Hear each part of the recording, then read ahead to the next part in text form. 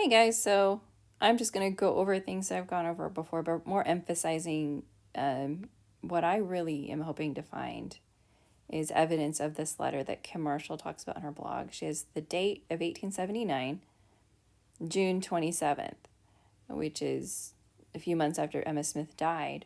Joseph Smith III sends a letter to John A. Robinson, a photographer, asking, he said, "Do you remember the question about his father's picture?" Said, "If so, are you and Senior J.A. still desirous into going into? I've intended all along to come down. I don't see the way clear yet." And so at this point, he does live like in Plano. He's lived there a while. And he determined to send pictures to you for a trial to get them. And his stepfather is wanting to sell the pictures. And he wants to see whether the picture will copy well. It seems to be a concern. So it is the only real picture of my father in existence. So it's like, why would he this is important because this is showing that he has doubt that he has a picture that it'll copy well. Why do I think that? Well, as I've talked about before, I got my picture properly analyzed. This is my picture that I found matched the death mask of Joseph Smith, and I found it in 2016 and started really believing. I thought it could be Joseph Smith, but I didn't believe it until 2017. And there was another alleged photo that I was really convinced of, but I hadn't really analyzed it. I just was drawing it and getting to know his face, and I thought this guy looks similar to that other younger image. And so until I compared this one to the death mask, and I still think they have a lot of features, like a heavier eyelid, both of them, because if you flip that one younger one, the Spiritus picture around, it has a heavier eyelid on the left side. And, I just don't know. I'm not going to talk about that picture, but so it was late 2017 that I got a hold of eBay seller. I've talked about this in other videos. And he didn't know. He's like, whoever it is, right there, no matter who it is.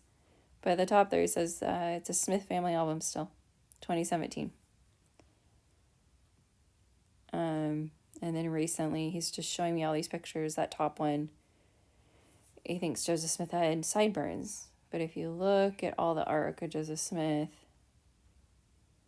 he just never had sideburns. And he's comparing it to the death mask. And then that picture scares me. He thinks this is Emma. I think this is 2020. I think in 11 years ago, he still thought that he could sell that as Emma Smith. But having talked to this guy and just explaining the history of this guy and then how off he was on some other pictures that we have verified pictures of, that it's just very easy to go, that's not that person. Because we have a picture of that person. We don't have a picture of Joseph Smith, so that's why it's also easy for people to write this off, because they're like, that doesn't look like the RLDS painting. And so, talking to this guy, he was stating that he thinks that it's really possible. He thinks it's a copy of a daguerreotype. And this is my picture I've darkened to be oxidized. This is about how dark Emma Smith's daguerreotype is today, but it's flipped around in perspective. So I think Joseph Smith III might have gotten a daguerreotype that already had the glass taken off, that was already oxidized. And it was Emma Smith's house that she lived in till the day she died was literally a short walk from her house. Is the Mississippi River. And that's a big river. It's very humid. And you take that glass off, I think that metal could damage the 15 years or so. So again, he says it was done in the 1860s. Emma Smith's daguerreotype was also copied in the 1860s, her daguerreotype. But today it's of course it's oxidized because it's been a really long time now. But I think it's possible that it was clear when they first took the glass off and got a picture. And, Joseph Smith had 2 sisters and a brother still alive and near Emma. They were still in Illinois, maybe not in Nauvoo, but they were very close by. That Joseph Smith III really knew Aunt Lucy. He was very close to Aunt Lucy. So, or William, he associated with him a lot. He had a lot of problems, though. William Smith had a lot of emotional problems, so. But yeah, he's like, a lot of times they would So I'm like, but this isn't the correct perspective. It has to be. I was pushing for it to be a paper photograph always. Like, it has to be. I've always been a paper photo. It couldn't be a daguerreotype, so it's been hard for me. But all the professionals I've talked to, and I've been working actively with people that are not members of the church that are just more open-minded. And I'm not criticizing the church history department. They're just, some people for decades have just hated hearing about this subject. So they've just decided they're going to fight against anyone that believes this because they're done, which is fine. But they're not people I want to work with because they're not open-minded and not seeing things that are blatantly there. This guy definitely brushes his hair forward. I really see so much similarities between him and the artwork of Sutcliffe Maudsley. So it's very possible that there was a daguerreotype copied of a daguerreotype copied onto carte de visite, because they would copy daguerreotypes, put them in the correct perspective, or just have a copy of them. So there could be two. So this could be the original in the wrong perspective, but darker. It would be hard to get a copy of this, is sort of what I'm saying. So he always, said it was a Smith family album. At this point, 8 years later, still saying it 2 years, 3 years after talking to me. And I was just trying to see if I could help him out. But I don't think this is Joseph Smith. But how much money he wanted for that? He's not someone that's capable of creating a fake photo. So I could defend him very quickly as being capable of. I mean, he thinks this is Frederick Smith. We have verified photos of him. This doesn't look. I don't think that at all is Frederick Smith. He thinks this is Hiram. I think it's really interesting. But the funny thing is, Hiram had sideburns. Joseph didn't.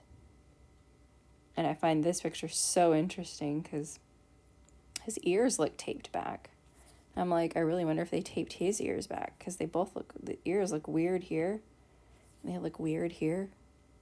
Like, whose ears look like that? But it's possible. But he thinks that's Fred Smith. I just don't think he created a fake photo. But I've talked about that before, and he's thought this was Emma Smith for a very long time. In 2009, 2018, but she does look too young. Emma Smith was, like 35 when daguerreotypes were in Pennsylvania, and she wasn't in Pennsylvania. So, is this David Rogers, September 1842, or is this David Rogers, September 1842? Because we know David Rogers did a live painting of Joseph Smith. This guy has significantly more hair than this guy. Joseph Smith III had this one. Brigham Young had this one and kept it. See all these lines, they get damaged over time. So I don't think he edited this. There's so much detail to the hair. It's just, and it's funny, any guys that I talk to, they can very quickly, men, they look at hair.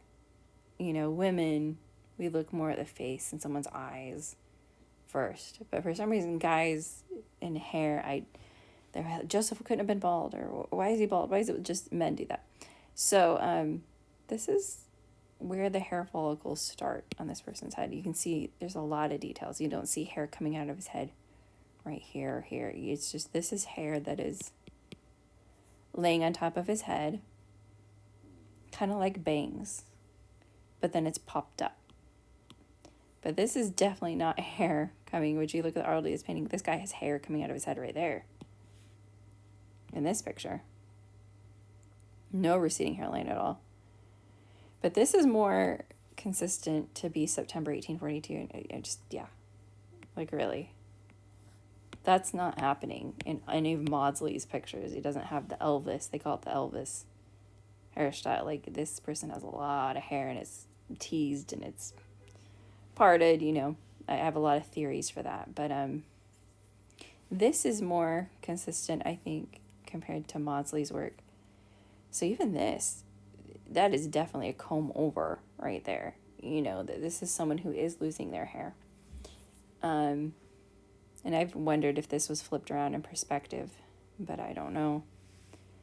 And Maudsley's work didn't always look the same, and so, but this picture definitely, you can just tell he's has very thin hair on the, even the hair he's brushing forward is very thin. This is very thick hair. It's very thick hair. This is supposed to be September and this is supposed to be June, because it was June 1842 in Joseph Smith's journal. that Sutcliffe Maudsley was painting him in his military outfit for the map because he was the mayor. They got rid of J.C. Bennett, and then Joseph became mayor. J.C. Bennett was the mayor and leading the Nazi Legion. They got him out of town. They got rid of their Jeffrey Epstein. That's what J.C. Bennett was. Plural marriage is so benign compared to Jeffrey Epstein behavior, and just they threw women away. Jeffrey Epstein, so did J.C. Bennett. He treated women like trash. I think those both suck, but the level of suckiness, that spiritual wifery, which is, you could say Jeffrey Epstein lives spiritual wifery. So when I talk about that sometimes in videos, you understand the difference between plural marriage and spiritual wifery, and the difference between eternity ceilings, which is like being engaged. You'll be married in the next life, so you can't physically do anything till the next life. Which is not too different than what Jewish people did. You know, they would basically be engaged, but it was like being married. But they weren't married yet. You know, kind of like Mary, mother of Jesus. She was engaged. It was like being married. She couldn't, you know, but she wasn't married yet. So it just, they did that of you, but they did not. Yeah. So here he is, ready to fight J.C. Bennett, and I don't know.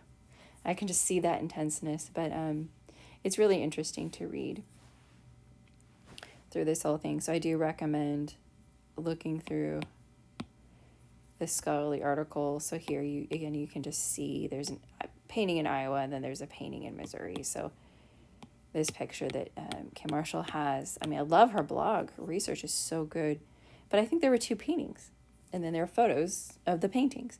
And maybe that just turned out better than trying to take a photo of something that looked like this, and it just would have looked terrible. Like, I'm embarrassed. I don't think it's going to work.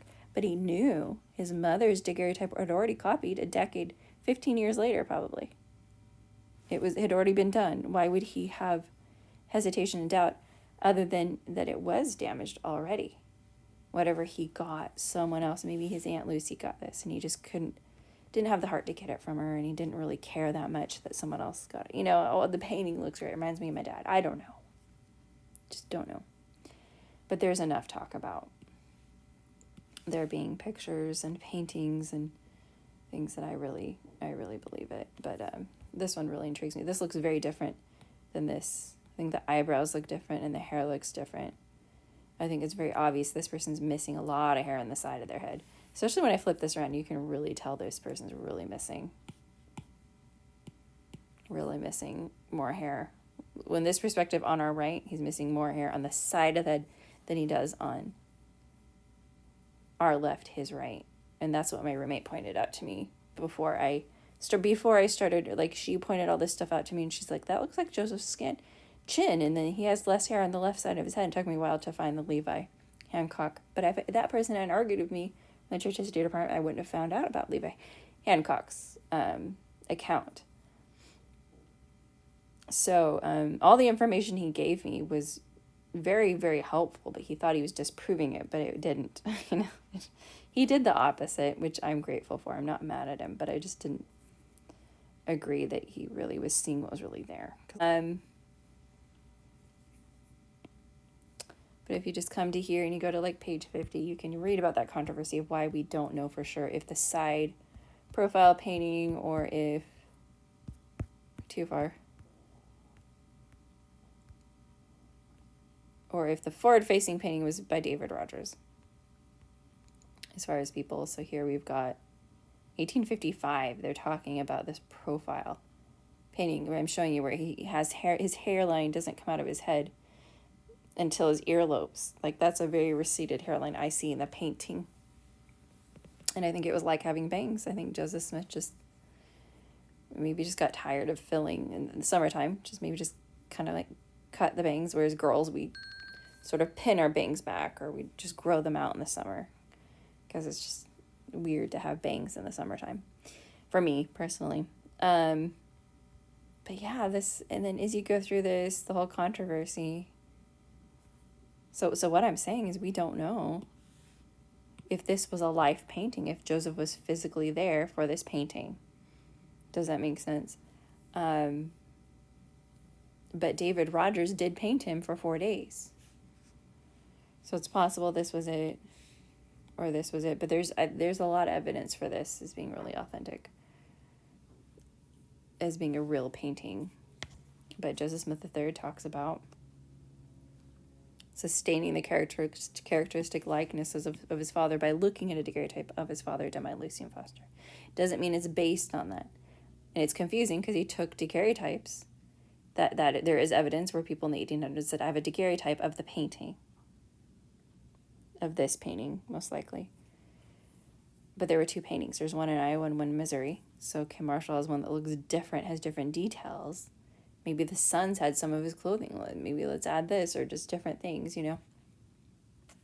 So that's just where I'm going to end it now. I've already gone over this stuff, but if anyone wants to help me at this point, I don't necessarily need money to get it authenticated because I already drove to San Francisco and almost killed myself doing it. But I have spent a lot of money on this, you know. But Community Christ did give some of his letters to BYU. So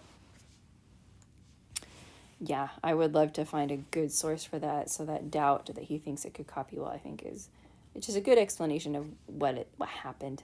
Like really, like what happened, you know? Anyway, have a good day.